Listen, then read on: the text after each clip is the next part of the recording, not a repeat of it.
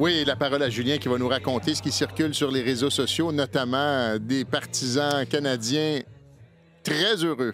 Non seulement les partisans, mais les joueurs canadiens qu'on entend dans le vestiaire en ce moment sur une chanson bien choisie. Ça circule beaucoup, ces images-là. Il y a aussi cette photo publiée par la Ligue nationale de hockey, entre autres, vers minuit et demi. On voit de dos tous les joueurs de l'équipe canadienne qui se tiennent par les épaules, par la taille, sur la glace, devant le drapeau canadien. C'est très émouvant.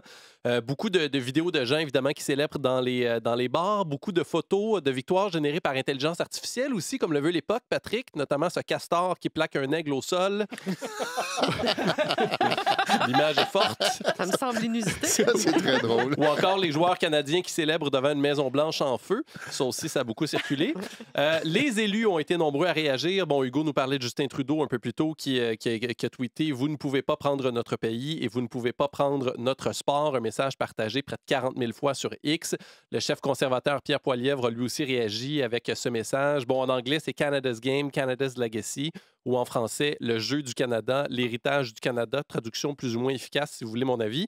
François Legault, lui aussi, qui a tweeté en anglais et en français, ce qui est plutôt rare. « Bravo à l'équipe Canada, le Canada et les États-Unis peuvent jouer ensemble ». Alors, subtil rappel que la collaboration est plus payante que le repli sur soi. Gabriel Nadeau-Dubois, chef co-porte-parole de Québec solidaire, écrivait, lui qui est un grand fan de hockey, on le sait, « Les Bullies ont perdu ».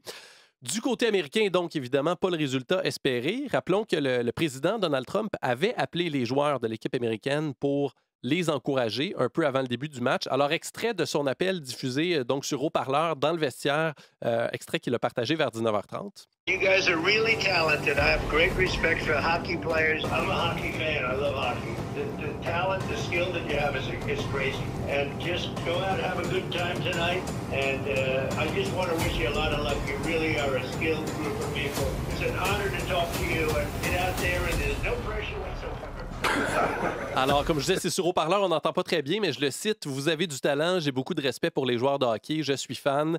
Amusez-vous, bonne chance, c'est un honneur de vous parler, allez-y, pas de pression. » Alors là, évidemment, tous les joueurs rient. Il termine son appel par « Bring it home », ramener la coupe finalement à la maison. Peut-être la prochaine fois, finalement, parce que ça n'a pas été possible. Et il n'a effectivement pas réagi depuis. Un mot en terminant, Patrick, sur Piquet Souban, qui s'est filmé, lui, en train de... commentateur à ESPN, qui s'est filmé en train de sauter de joie lors du but gagnant. C'est une vidéo sur X qui n'a pas très bien été reçue après son tweet d'hier qui évoquait une victoire américaine et qui relayait des propos de Donald Trump sur l'annexion du Canada. C'est mis beaucoup de monde à dos hier, Piquet Souban. Alors bref, je peux vous dire que c'est une éclipse médiatique ce matin sur le web, cette victoire du Canada hier soir. On attend une réaction officielle de Donald Trump. Sylvain en propose une, lui qui nous écoute de Mont-Blanc. Il dit « Trump va probablement contester le résultat du match et crier à la fraude ».